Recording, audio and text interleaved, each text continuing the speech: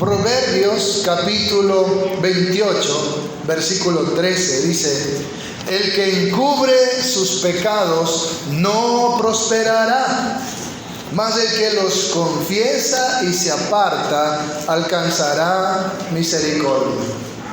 Y hoy vamos a hablar de ese gran cáncer, de ese gran problema de los pecados ocultos. Esto no es como la lepra se lo ve por fuera, ¿sí? El cáncer está adentro. Yo perdí a un primo, ¿sí? Hace 5 años. Le sacaron un tumor de la cabeza y a los meses su cráneo se empezó a deformar y en menos de 6 meses murió, ¿sí? Se regó el cáncer en su cabeza. Eso produce el cáncer. Amén. Estaba adentro, no lo veía, él estaba tranquilo, trabajando, normal, hasta que empiezan los síntomas y a veces ya es demasiado tarde. Y así también es el pecado oculto, ¿sí? Por eso dice: el que encubre sus pecados no prosperará, mas el que los confiese y se aparta alcanzará misericordia. Y aquí está diciendo el que encubre. Es decir, no es un pecado que usted no sabía, como dice un salmo, ¿verdad? Señor, líbrame de mis errores, de aquellos que me son ocultos. A veces tenemos actitudes que nosotros pensamos que está bien, que no nos damos cuenta que son negativas, que son pecado, ¿sí? Y alguien tiene que corregirnos y decirnos: eso está mal, tienes que cambiar esa actitud. Pero otra cosa es pecados que usted los encubre, que usted los tapa, que usted los oculta, que usted no quiere confesárselos a Dios. Amén. Y están ahí y van a traer problemas. Y como dice aquí, el que encubre sus pecados no prosperará. Y me recuerdan las palabras del apóstol Juan: que tú seas prosperado en todo, así como prospera tu alma. Él está diciendo: yo quiero que tú prosperes económicamente en la misma medida en que prosperas espiritualmente. Pero si usted espiritualmente está como un desventurado, miserable, pobre, ciego y desnudo, de nada le sirve que económicamente usted sea muy rico, como dice a esa iglesia del Apocalipsis. Tú dices: soy rico y no me falta nada, y no te das cuenta, pecado oculto, que eres desventurado, miserable, pobre, ciego y desnudo. Ellos no se daban cuenta, no estaban encubriendo, no se daban cuenta de su verdadera condición sin Jesucristo, porque Jesús estaba fuera de esa iglesia. Amén. Ellos habían puesto su confianza en las riquezas, y el Señor dijo que tú no puedes servir al Señor y a las riquezas, ¿sí? Porque o amarás a uno y aborrecerás al otro. Pero aquí está hablando de personas que encubren su pecado. No van a prosperar, a lo mejor prosperan económicamente, pero espiritualmente siempre van a estar derrotados en la miseria, en la prisión de la amargura. Amén. Entonces lo correcto no es encubrir su pecado, sino más bien confesárselos, y no al curita, sino al Señor. Amén. Y es lo que vamos a ver hoy. Dice que el que confiesa sus pecados y se aparta de ellos, ojo, alcanzará misericordia. Sí, pastor, estoy con una chica que no es inconversa, pero estoy tratando de convertirla. Está reconociendo su error de estar violando un estatuto de la ley de Dios, ¿sí? Un principio de la ley de Dios que dice: no te unas de yugo desigual, pero no quiere apartarse de eso, quiere seguir ahí. Amén. No, el que lo confiesa y se aparta, ese es el que alcanza misericordia. Amén. Y es interesante la palabra confesar, en el griego es la palabra homologeo. ¿Se ha escuchado usted el homólogo, verdad? ¿Sí? El presidente de Ecuador se encontró con su homólogo de Perú. ¿Qué querrá decir? Del otro país. Alguien que es igual que él, que es lo mismo que él, presidente. Así que la palabra homologeo significa decir lo mismo. Por eso el Señor dice: ay de aquellos que a la luz llaman tinieblas y a las tinieblas luz, que a lo bueno llaman malo y a lo malo bueno. Usted tiene que decir lo que Dios dice. Si Dios dice que la mentira es pecado, es pecado. Si Dios dice que aborrecer a su hermano es maldad, es pecado, usted tiene que decir lo mismo. Si Dios dice que el chisme es pecado, usted tiene que decir: es pecado. Es pecado, pero me encanta. Dice, no, se aparta. Confiesa y se aparta. Entonces, confesar significa estar de acuerdo con Dios en que eso es malo. Y no solamente eso, sino que eso Dios lo aborrece. Y no solamente eso, sino que eso ofende a Dios. Es una cachetada, es una bofetada en su rostro. Como dice David, contra ti solo he pecado. El pecado es una ofensa directa contra el Señor. Y usted tiene que decir lo mismo. Eso es confesar. Amén. No se trata de confesar en el sentido de... Había un chiste cuando existía el SIC, ¿no? ¿Sí? Le mandan a buscar un elefante y como no encontraron al elefante, los policías agarraron un venado. Y le trajeron al venado y le dijeron, pero eso no es un elefante, es un venado. Y empezaron a meterle palo y corriente al pobre venado y le decían, confiesa que eres elefante, ¿verdad? ¿Sí? Aquí no estamos hablando de eso, de que usted vaya y le diga, Señor, quiero contarte que yo hice esto. No, Él ya lo sabe. Amén. No hay nada oculto ante los ojos de Dios. Él escudriña la mente y el corazón. Confesar significa ir delante de Dios a asumir mi culpa, mi responsabilidad. Y a dar la cara delante de Dios y decir, Señor, Padre, he pecado contra el cielo y contra ti, no soy digno de ser tu hijo. Eso hizo el pródigo, fue a dar la cara al Padre y a decirle, Padre, he pecado contra el cielo y contra ti. Él estaba confesando su pecado. Amén. ¿Sí? No es que el padre no sabía, ya lo sabía. Estaba sufriendo de que su hijo se haya ido. Dios lo conoce todo, Él lo sabe todo. Él es el Dios que escudriña la mente y el corazón. Por eso dice la Escritura que Dios no puede ser burlado. Amén. No hay nada oculto delante de sus ojos. Dice Él, ¿podrá alguien esconderse o ocultarse en escondrijos que yo no vea? Él sabe hasta cuántas hormigas hay debajo de la tierra, hermanos. Dice que a todas las estrellas Él las cuenta y las llama por su nombre. Amén. Si hasta nuestros cabellos los tiene contados. ¿Sí? De mí, del hermano Juanito, del hermano Mario, es más fácil que lo cuente. ¿Sí? Ya hay poco, ¿verdad? ¿Sí? Poco a poco hay menos cabello. Pero, hermanos, ¿siguen con frío? Bueno, paguen un poquito. No hay nada que se esconda delante del Señor. Así que confesar nuestros pecados, ¿sí? No es recién ir a avisarle al Señor que Él se entere que hemos hecho eso. Él ya lo sabe. Dice que Él sabe incluso antes que lo hagamos, ¿sí? Antes que esté la palabra en mi lengua, tú ya lo sabes, Señor, dice el Salmo 139. ¿Se lo ha leído, verdad? La omnisciencia de Dios, la omnipresencia de Dios. Por eso David dice, he pecado delante de tus ojos. Usted piensa, no, nadie vio, nadie supo. No, fue delante del rostro del Señor que hicimos lo que hicimos. Y luego usted coge y encubre eso, pero dice que el que encubre su pecado no prosperará. Quiero que me acompañe al Salmo 32. ¿Quedó claro lo que es confesar entonces, verdad? Es asumir mi responsabilidad, es dar la cara y estar dispuesto incluso a pagar la pena, ¿sí? Como alguien que atropella a una persona y no huye, sino que se queda ahí y le dice, yo fui, yo cometí el accidente y aquí estoy para pagar mi responsabilidad. Amén. Eso es confesar y no encubrir. ¿Qué haría usted si atropella a una persona? ¿Se da la fuga o se queda ahí? ¿Sí? Muchos se dan a la fuga. Y bueno, muchos no sabríamos cómo actuar en ese momento, ¿verdad? ¿Sí? No, yo no me voy a dar a la fuga. Le aseguro que ese ratito no sabe qué hace y a lo mejor sale corriendo. Amén. Uno no sabe, nunca hay que decir nunca, porque uno no sabe cómo va a reaccionar. Amén. Salmo 32. Amén. Qué hermoso es este salmo.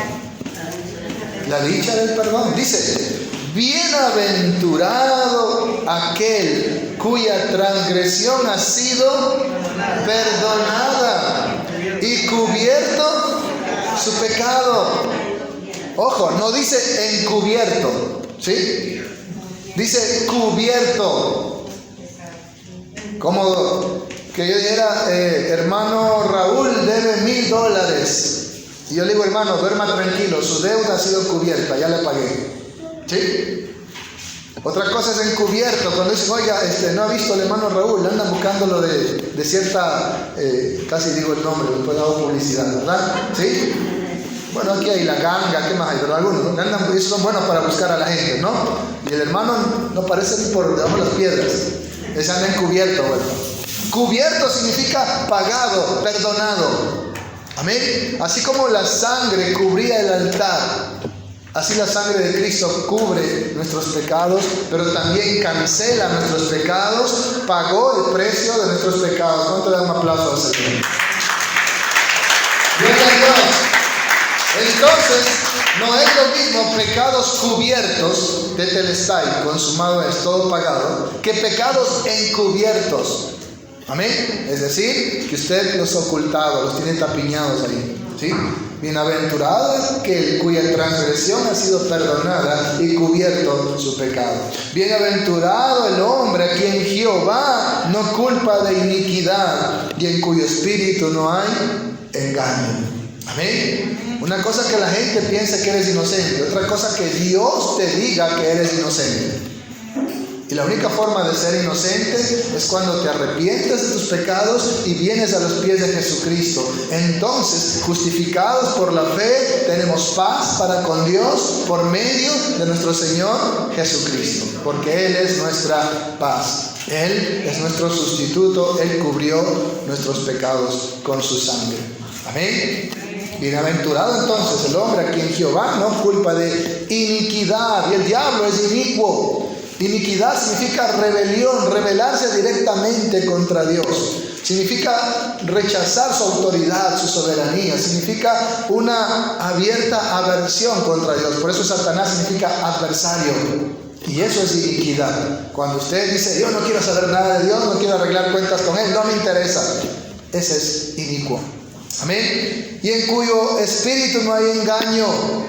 Santiago dice que el que es solamente oidor, pero no hacedor de la palabra, se engaña a sí mismo. En cuyo espíritu no hay engaño, es decir, no es un hipócrita.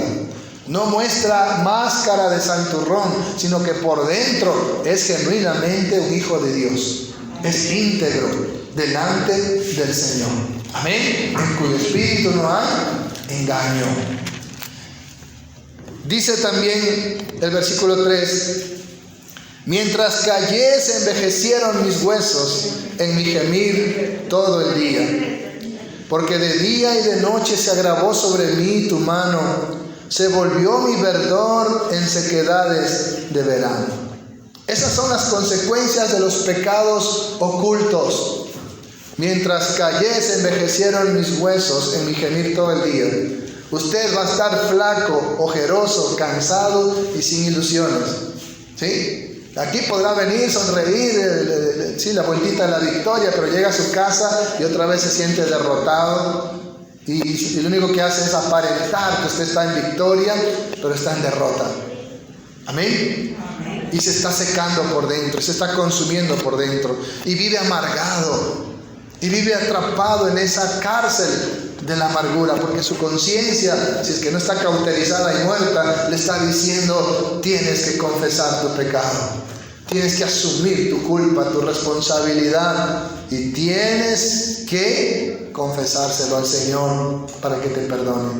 Pero también dice, tienes que apartarte. ¿Sí? Que dijo el Señor a varias personas: tu pecado ha sido, tu fe te ha salvado, pero no peques más para que no te venga algo peor. Amén. Eso le dijo el Señor a la adúltera, eso le dijo el Señor a un paralítico. Ha sido perdonado, no peques más para que no te venga algo peor. Mientras callé, se envejecieron mis huesos en mi gemir todo el día. Esa alma gime por dentro, anhela perdón, ya no puede con esa carga. Han escuchado la historia del peregrino, ¿verdad? Sí, cuando va con horrenda carga, ¿sí? El camino del peregrino, ¿sí? Horrenda carga hasta que en la cruz suelta esa carga y es libre. Así también cuando usted confiesa ese pecado oculto. Dice, porque de día y de noche se agravó sobre mí tu mano. La mano del Señor va a estar ahí, tratando con su vida, diciéndole: tienes que arrepentirte, tienes que confesar tu pecado, tienes que afrontar las responsabilidades, tienes que asumir las consecuencias por lo que has hecho. Pero no hay restauración mientras sigas encubriendo ese pecado. La mano del Señor va a estar sobre esa persona y va a estar siempre agobiado por esa carga de ese pecado. Se volvió mi verdor en sequedades de verano. Lo más fuerte de mí, lo más joven de mí, lo mejor de mí se volvió como un desierto. Sequedades de verano. Si usted ha ido a Manabí alguna vez en tiempo de lluvia, qué hermoso se ve, ¿verdad? ¿Sí? Lleno de verdor la vegetación. Pero usted va en tiempo de sequía y parece un desierto. ¿Sí? Todo seco. Que si usted prende un fuego se incendia todas esas llanuras. Entonces, hermanos, así dice que lo mejor de nosotros se va a volver en sequedades de verano.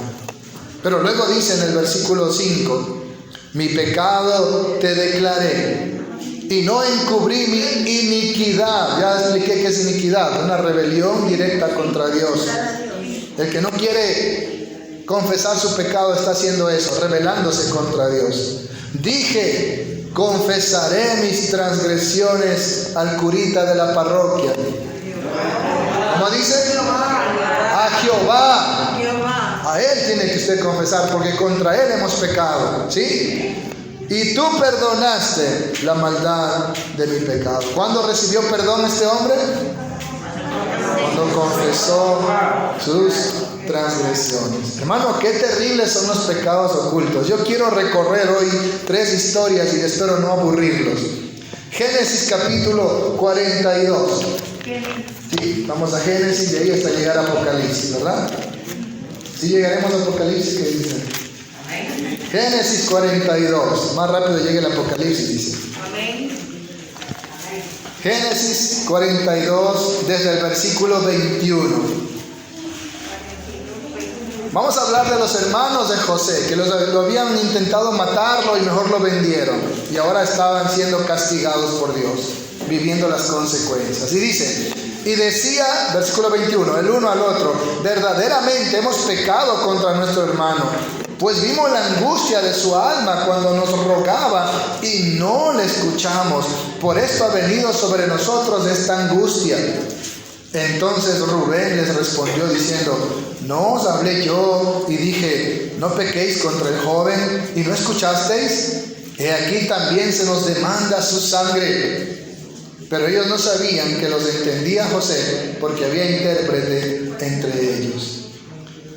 Cuando José era un muchachito, lo vendieron y habían pasado muchos años, sí, creo que más de 17 años, algo así, ¿verdad? Él tenía como 30 y pico de años ahora. Y ellos van y se encuentran con José, no saben quién es José y pasan todo lo que pasaron. Si usted ha leído la historia, ¿verdad? Muy larga como para explicarse. Pero podemos ver algo aquí, es que ellos siempre vivieron con la carga de ese pecado, aunque habían pasado los años. Siempre habían vivido con la angustia y cualquier cosa como la que le está pasando ahorita, ellos atribuyen que fue por culpa de ese pecado. Por lo que le hicimos a nuestro hermano, miren la angustia en la que estamos, miren la situación que nos está pasando. Y el hermano mayor dice, pero yo les dije, no le hagan eso a su hermano, ustedes no me hicieron caso. Y empiezan a buscar culpables y empiezan ahí a señalarse. Y no eran felices, vivían amargados. Y Jacob vivía amargado por la muerte de su hijo. Si usted ha leído toda la historia. No eran felices, no eran libres. Vivían atrapados en la cárcel de la culpabilidad, del remordimiento, porque tenían un pecado oculto, el prácticamente asesinato de su hermano, porque iban a matarlo. Por ahí uno, para salvarlo, dijo, mejor vendámosle y sacamos nuestra tajada. Ellos nunca pudieron superar eso porque estaba oculto. Y usted lea toda la historia después, bueno, Dios mismo hace que esto salga a la luz y Jacob puede encontrarse con José. Pero déjeme decirle que ellos, aunque tenían esposas, hijos, bienes, no eran felices porque había un pecado oculto. Amén. El que encubre su pecado no prosperará. Avancemos al libro de Josué, el 6º libro de la Biblia, después del Pentateuco. Josué, está Génesis, Éxodo, Levítico, Número, Deuteronomio, y ahí está Josué en el capítulo 7.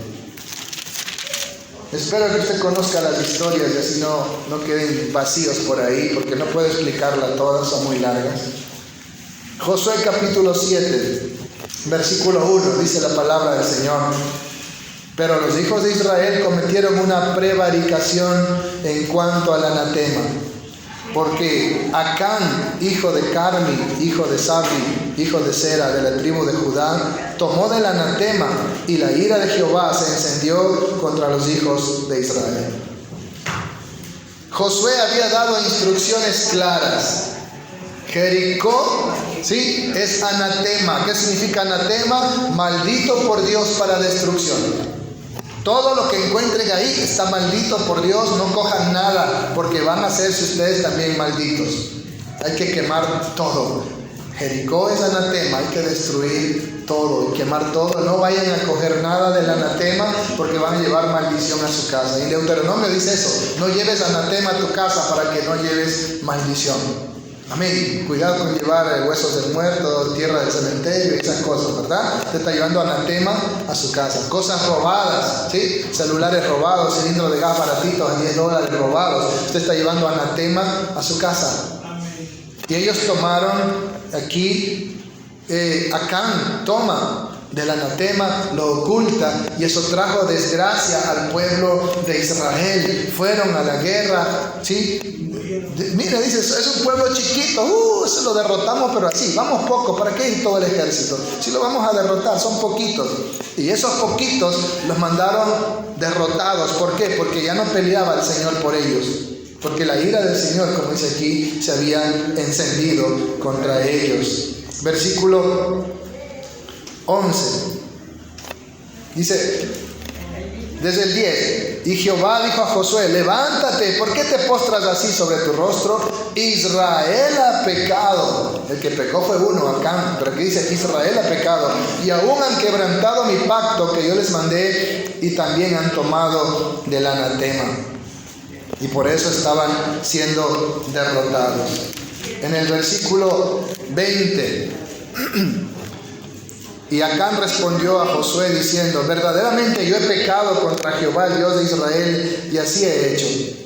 Pues vi entre los despojos un manto babilónico muy bueno, y 200 siclos de plata, y un lingote de oro del peso de 50 siclos, lo cual codicié y tomé. Era anatema. Y he aquí que está escondido bajo tierra en medio de mi tienda, y el dinero debajo de ello. Pecados ocultos.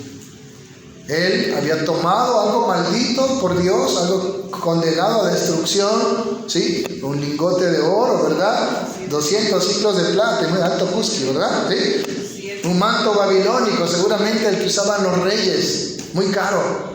Él codició y se lo guardó, lo enterró debajo de su tienda. Y ese pecado ahí, que estaba oculto ante el pueblo de Israel, no estaba oculto a los ojos de Dios. Y ahora la maldición estaba sobre el pueblo de Israel. Pero ¿cómo? Si era el pueblo de Dios, la niña de los ojos de Dios. El pecado trae consecuencias. Amén. Sí, aún, así usted sea la niña de los ojos de Dios, el pecado trae consecuencias. El pecado nos separa de Dios. Dice en Isaías: vuestros pecados han hecho división entre vosotros y vuestro Dios, y por eso fueron derrotados en la guerra, por ese pecado oculto de Acán, que había llevado el anatema a su casa. Vamos a ver otro más. Segunda de Samuel, capítulo 12. Aquí está la historia de David y Betsabé. Él había tomado a esta mujer y pensaba que nadie sabía. Versículo 7. Entonces dijo Natán a David: tú eres aquel hombre. Así ha dicho Jehová, Dios de Israel: yo te ungí por rey sobre Israel, y te libré de la mano de Saúl, y te di la casa de tu señor y las mujeres de tu señor en tu seno. Además te di la casa de Israel y de Judá, y si esto fuera poco, te hubiera añadido mucho más. Segunda de Samuel, capítulo 12, versículo 9. ¿Por qué pues tuviste en poco la palabra de Jehová, haciendo lo malo delante de sus ojos? A Urías Eteo heriste a espada, y tomaste por mujer a su esposa, y a él lo mataste con la espada de los hijos de Amón. Por lo cual ahora no se apartará jamás de tu casa la espada, por cuanto menospreciaste y tomaste la mujer de Urías Heteo para que fuese tu mujer. Así ha dicho Jehová: he aquí, yo haré levantar el mal sobre ti de tu misma casa, y tomaré tus mujeres delante de tus ojos, y les daré a tu prójimo, el cual yacerá con tus mujeres a la vista del sol. Préstale atención. Porque lo que tú hiciste en secreto, porque tú lo hiciste en secreto, mas yo haré esto delante de todo Israel a pleno sol. Amén. Él pensó que nadie sabía, y ahí va el profeta a decirle: tú eres aquel asesino, contándole la historia de aquel hombre que le robó la única ovejita de ese hombre pobre para darle de comer a otro. Dice: tú eres ese asesino, porque David dijo: ese que ha robado la oveja tiene que morir. ¿Sí? Qué fácil es señalar a otros, ¿verdad? Y al señalar a otros con un dedo, hay tres que nos señalan a nosotros. Y él dice: tú eres ese asesino que merece morir. David pensó que ese pecado estaba oculto. David pensó que nadie sabía, que nadie lo había visto, que todo estaba tapado. Intentó hacer de todo para que ese hijo que había embarazado no se lo culpen a él, ¿verdad? Hizo traer hasta al marido, lo emborrachó, pero no le funcionó el plan, porque así es el diablo, ¿sí? Él te hunde, te tapa y él mismo te descubre, ¿sí? Así es el gran acusador. Y amados hermanos, qué terrible la historia que vemos aquí. Los hermanos de José tuvieron que vivir en gran amargura por muchos años.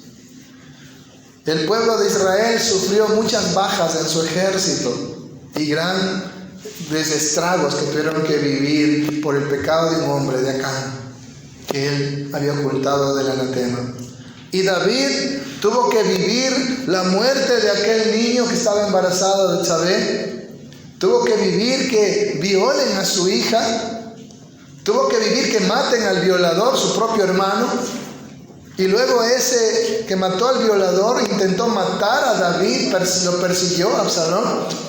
Y luego tuvo que David vivir que lo maten sus generales a Absalón. Y tanto dolor y amargura y sufrimiento por un momento de placer. Y lo que él hizo a ocultas, Absalón tomó a las mujeres de David y frente a la gente se acostó con ellas para decir que ahora él era el rey y el dueño incluso de las mujeres de su padre. Lo que él lo hizo a escondidas, ahora a la luz. ¿Cuántas mujeres a veces son infieles a sus esposos y luego sus hijas viven libremente en pleno adulterio? ¿Cuántos hombres son infieles a sus esposas y piensan que nadie supo y luego tuvieron que vivir que sus hijos, sus nietos vivan en adulterio, en divorcios, en abandono? ¿Sí? Y ellos mismos sufriendo las consecuencias. Y las historias que podríamos contar son innumerables de las consecuencias del pecado hasta la tercera y cuarta generación de los que me aborrecen, dice el Señor. Amén. Las maldiciones generacionales son tan reales, yo lo he visto incluso en mi familia, cómo se van regando. La mamá tuvo varios esposos, las hijas también, las nietas siguen el mismo camino, ¿sí? Yo lo viví en mí, ¿sí? Mi papá tuvo varias mujeres. Mi hermano mayor creo que ha tenido más de 5. Mi hermano, el siguiente, la esposa que tiene ahora es la tercera. Mi siguiente hermano, la esposa que tiene ahora es la segunda. Y así va la cadena de maldiciones hasta que Cristo llegó a nuestra familia. Es una realidad las maldiciones generacionales. Y Cristo guardó mi vida cuando yo vine a sus pies y no tuve que vivir esas maldiciones generacionales. Amén. Y mis hijos no lo vivirán, porque dice la Biblia que nuestros hijos ya no son inmundos sino santos, porque hemos creído en Jesucristo. ¿Cuánto me alaban? Aleluya. Los pecados ocultos, las maldiciones generacionales son una realidad y están aquí en la Biblia. Lo podemos ver cómo se cumplió en David, en sus hijos. Qué terrible, cómo perdió incluso el trono, ¿sí? Luego de Salomón, que también se apartó del Señor, apostató de Dios. Luego su hijo Roboam perdió con Jeroboam 10 tribus del norte. Y así, poco a poco, fueron viéndose las consecuencias. Hermanos, qué importante es entonces lo que dice aquí en el Salmo 132. Mi pecado declaré y no encubrí mi iniquidad. Dije, confesaré mis transgresiones a Jehová, y tú perdonaste la maldad de mi pecado. Y esto nos lleva a Primera de Juan, en el capítulo 1, la primera carta de Juan, capítulo 1, versículo 7. Dice, si decimos que no tenemos pecado, o sea, si lo encubrimos, nos engañamos a nosotros mismos y la verdad no está en nosotros. Usted no puede engañar a Dios, se quiere engañar a usted mismo. Si confesamos nuestros pecados, ya sabemos qué es confesar, ¿verdad? ¿Sí? Es asumir la responsabilidad, dar la cara y estar dispuesto a pagar las consecuencias. Amén. Como cuando usted atropella a una persona y se queda ahí y le dice a la policía, yo lo atropellé, fue un accidente, aquí estoy para dar la cara. Pero va a ir a la cárcel, ¿por qué mejor no huyó? Aquí estoy para dar la cara por lo que hice. Si confesamos nuestros pecados, Él es fiel y justo para perdonar nuestros pecados y limpiarnos de toda maldad. Él es fiel, significa que lo que Él ha prometido, Él lo hace. Su palabra es fiel y verdadera. Y justo significa que Él nos da conforme lo merecemos. ¿Sí? Y nosotros, la paga del pecado es muerte. Pero como Cristo tomó nuestro lugar, la justicia de Jesús es imputada al creyente. Justificados por la fe, tenemos paz para con Dios por medio de nuestro Señor Jesucristo. Jesús nos declara justos delante del Padre. El Padre ha establecido que todo aquel que ve al Hijo y cree en Él tenga vida eterna. Sí, es una promesa. Por lo tanto, si usted ha creído en Jesucristo, como el Padre es justo, Él cumple esa promesa, porque también es fiel de que como usted ha creído en Jesucristo, sus pecados han sido cubiertos por su sangre. Amén. Entonces, Él es fiel y justo para perdonar nuestros pecados y limpiarnos de toda maldad. Si decimos que no hemos pecado, es decir, si encubrimos nuestros pecados, le hacemos a Él mentiroso y su palabra no está en nosotros. Y nosotros sabemos cuál es el padre de la mentira, ¿verdad? Satanás. Dice, sea Dios veraz y todo hombre mentiroso, pero Dios no miente. Él es fiel y verdadero y Él es fiel y justo. Pero eso cuando nosotros confesamos nuestros pecados. Pero hay algo interesante también aquí. Cuando usted ha pecado contra Dios, y todos los pecados son contra Dios, usted tiene que confesárselo al Señor. Amén. Ir ante su presencia de rodillas, con un corazón contrito y humillado, y decirle, Señor, aquí estoy. Yo hice esto, yo mentí, yo engañé, yo fui infiel, yo hice esto, Señor, yo robé, yo difamé, y aquí estoy a tus pies. Amén. Como dijo David, caiga yo en manos de Jehová, porque Él es misericordioso. Pero también es importante lo que dice Santiago capítulo 5. Antes de Juan estaba Pedro y antes de Pedro está Santiago. Santiago capítulo 5, versículo 16. Confesaos vuestras ofensas unos a otros y orad unos por otros para que seáis sanados. La oración eficaz del justo puede mucho. Amén. Cuando usted ha pecado contra Dios, y todo pecado es contra Dios, usted tiene que confesárselo al Señor. Amén. Pero si usted ha pecado contra algún hermano, usted debe ir y dar la cara y decir, hermano Gary, yo le ofendí a usted. Yo dije que usted me cae gordo y vengo a pedirle perdón. Amén. ¿Sí? Hermano Raúl, yo fui el que dijo que usted es mandarina. Quiero no pedirle perdón, hermano. ¿Sí? Usted no es mandarina. Amén. Si usted pecó contra una persona, usted tiene que dar la cara. Y no lo haga solo, hágalo con 2 o 3 testigos. Amén. Porque la otra persona puede ser violenta. Y los 2 o 3 testigos pueden ser lentos y usted corre más rápido, ¿verdad? ¿Sí? Y le agarra a los testigos, ¿no? No, dice la Biblia, con 2 o 3 testigos. Usted vaya y dígale: hermano, yo hablé mal de usted. Hermano, yo pequé contra usted. Yo me porté mal. Yo hice esto. Y aquí vengo a pedirle perdón. Cuando usted ha pecado contra Dios, y todos los pecados son contra Él, usted y Él se la arreglan. Pero si usted ofendió a alguien, usted tiene que ir ante esa persona. Y eso es lo que dice Mateo 5:24, por si piensa que estoy haciendo una exégesis, como que dicen algunos, ¿verdad? ¿Sí? Queriendo que la Biblia diga lo que a mí se me antoja, y no es así, es una exégesis. Mateo capítulo 5, versículo 23. Por tanto, si traes tu ofrenda al altar y ahí te acuerdas que tu hermano tiene algo contra ti, si tiene algo contra ti es que algo le hiciste, deja allí tu ofrenda delante del altar y anda, reconcíliate primero con tu hermano y entonces ven y presenta tu ofrenda. Amén. Amén, bueno, ¿estamos aquí? El Señor dice: así como a Caín, yo no voy a aceptar tu sacrificio. Sacrificio de alabanza, tu cuerpo en sacrificio vivo, tu vida que vienes aquí delante del Señor, no te la voy a recibir si primero no arreglas cuentas con tu hermano. ¿Sí? Tienes que ir y confesar, significa dar la cara, asumir tu responsabilidad. Y si el hermano te escupe, si el hermano te abofetea, son las consecuencias de tu pecado y tú tienes que aceptarlo. Ah, no, para mí me golpeó una mejilla y yo le pego las 5. El pecado tiene consecuencias. ¿Sí? No, es que mi esposa ya me perdonó, pero todavía me hace fiero. Son las consecuencias del pecado y trágatelas. No es que quiere que ahora esté bonita después de lo que hiciste. El pecado tiene consecuencias y hasta que sane va a tomar su tiempo. Cuando usted no quiere asumir las consecuencias del pecado, usted no se ha arrepentido. Amén.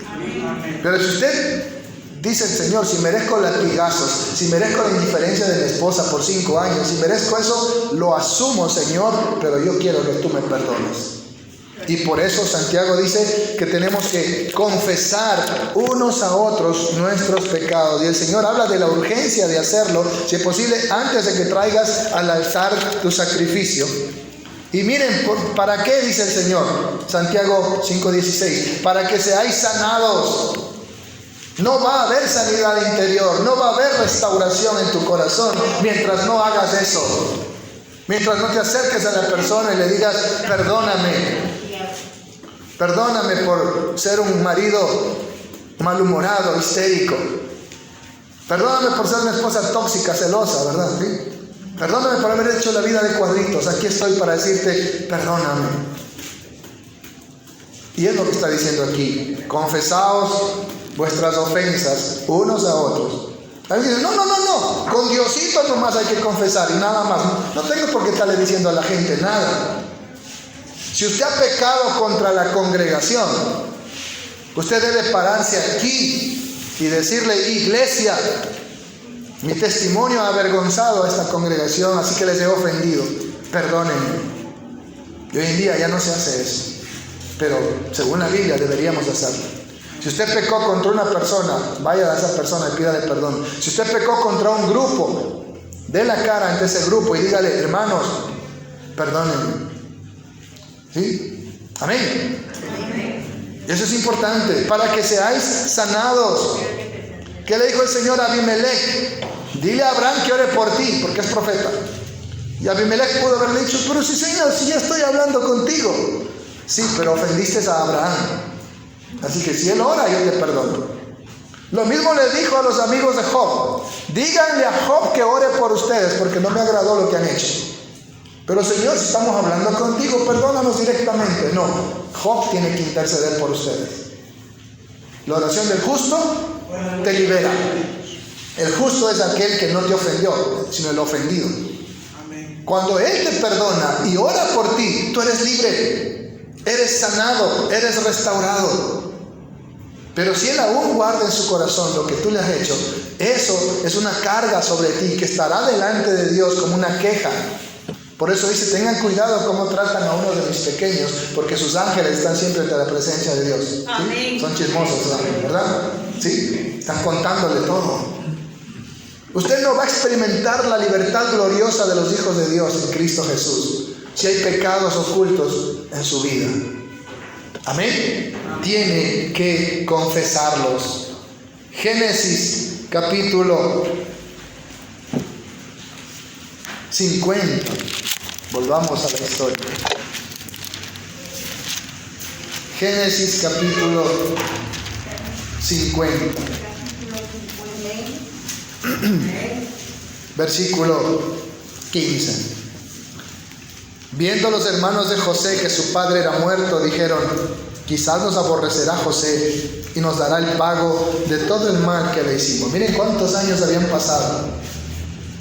Y enviaron a decir a José: tu padre mandó antes de su muerte diciendo, eso el papá nunca dijo eso, se lo inventaron ellos. Así diréis a José: te ruego que perdones ahora la maldad de tus hermanos y su pecado. Aquí están confesando, porque mal te trataron. Por tanto, ahora te rogamos que perdones la maldad de los siervos del Dios de tu padre. Y José lloró mientras hablaba. Él estaba herido todavía. Miren cuántos años habían pasado. Vinieron también sus hermanos y se postraron delante de él y le dijeron: henos aquí por siervos tuyos. ¿Cuántos años habían pasado con esa carga y ahora están confesando su pecado? Y él les respondió José: no temáis. ¿Acaso estoy yo en lugar de Dios? Vosotros pensasteis mal contra mí, mas Dios lo encaminó a bien para hacer lo que vemos hoy, para mantener en vida a mucho pueblo. Él está diciendo: si yo los juzgo, me estoy sentando en el trono de Dios, porque Él es el único juez. Amén. A nosotros nos toca perdonar, no juzgar. Y otra cosa, que a los que aman a Dios todas las cosas les ayudan para bien. Y eso dice José. Ustedes pensaron para mal, pero era el plan de Dios para la bendición de la familia. Amén. Miren, ahí ellos están confesando y Él está declarándoles perdón. Y fueron sanados. Volvamos a la historia de Acán, Josué, capítulo 7. Josué, capítulo 7, versículo 20. Y Acán respondió a Josué diciendo: verdaderamente yo he pecado contra Jehová, el Dios de Israel, y así he hecho. Pues vi entre los despojos un manto babilónico muy bueno y 200 siclos de plata y un lingote de oro del peso de 50 siclos, lo cual codicié y tomé. Y aquí que están escondidos bajo tierra en medio de mi tienda, y el dinero debajo de ella. ¿Qué estaba haciendo Acán? Confesando su pecado. ¿Lo premiaron? Lo apedrearon a él y a su familia. Sufrió las consecuencias, porque la paga del pecado es muerte. Bueno, menos mal que no estamos en la ley, ¿verdad? ¿Sí? Si no, no quedáramos ni uno, creo, ¿sí? Gracias a Dios por Cristo Jesús, que tomó nuestro lugar en la cruz. Denle un aplauso al Señor. Aleluya. Él sufrió el castigo que merecía nuestros pecados. Él confesó su pecado. Segunda de Samuel. Volvamos a David. Capítulo 12.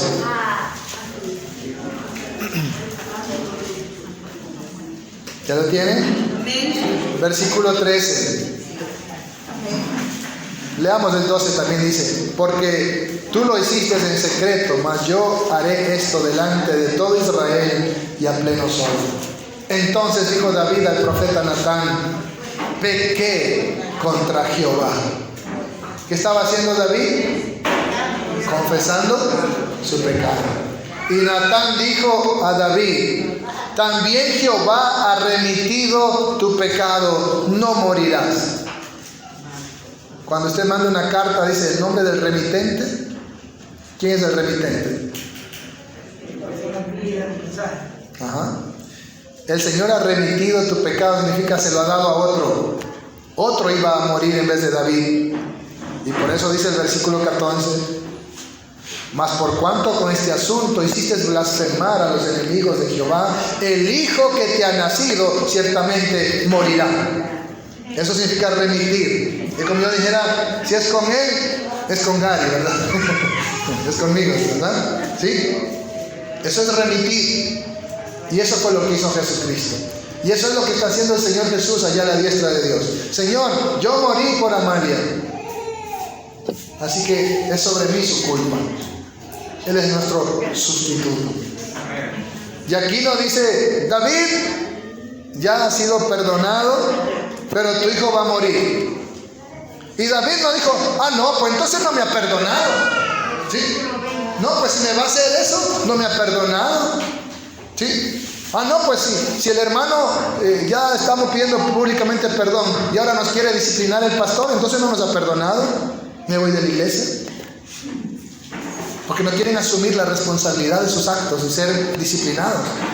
Y lo que hacen muchos es irse de la iglesia para no asumir la disciplina. Nunca van a ser restaurados o perdonados por el Señor. Muchos quieren perdón sin consecuencias. ¿Y qué dice aquí? No, tu hijo va a morir. Él va a sufrir las consecuencias de tus actos porque has hecho avergonzar al nombre del Señor. Has hecho que blasfemen contra el nombre de Dios. Así que tu hijo va a morir. Y antes de eso ya le profetizó más cosas. Le dijo, y lo que tú hiciste en oculto, tus hijos lo harán a la luz pública. Y no murió solamente el niño, como expliqué hace un momento. ¿Sí? Violaron a su hija. ¿Sí? Mataron al violador. El que mató al violador quiso matar al papá y luego los generales lo mataron a él, a Absalón. Y toda esa desgracia tuvo que vivir él. Entonces Dios no lo perdonó. Y llama a David un varón conforme a su corazón. Pero tuvo que vivir las consecuencias de su pecado. Por eso que el apóstol Pablo dice, seguiremos pecando para que la gracia sobreabunde. De ninguna manera, porque las consecuencias nos van a hacer llorar. Amén. Sí, la salvación no se pierde. Dios nos va a perdonar, pero la vamos a pasar amargo. Por eso dice en la Santa Cena, hay muchos enfermos y debilitados y otros cafeteados. Porque las consecuencias van a venir. Amén. Por eso es que el cristiano ya no practica el pecado. Por eso dice, el que los confiesa y se aparta, ¿qué pasaba? Alcanzará misericordia. Y fue lo que dijo David, ¿verdad? Yo no quiero caer en manos de mis enemigos ni de nadie. Quiero caer en manos del Señor porque Él es misericordioso. Como dice en el libro de Efesios, ¿verdad? Mas Dios, que es rico en misericordia, por su gran amor con que nos amó, aún estando muertos en pecados, nos dio vida juntamente con Cristo. Dale un aplauso al Señor. Gloria a Dios.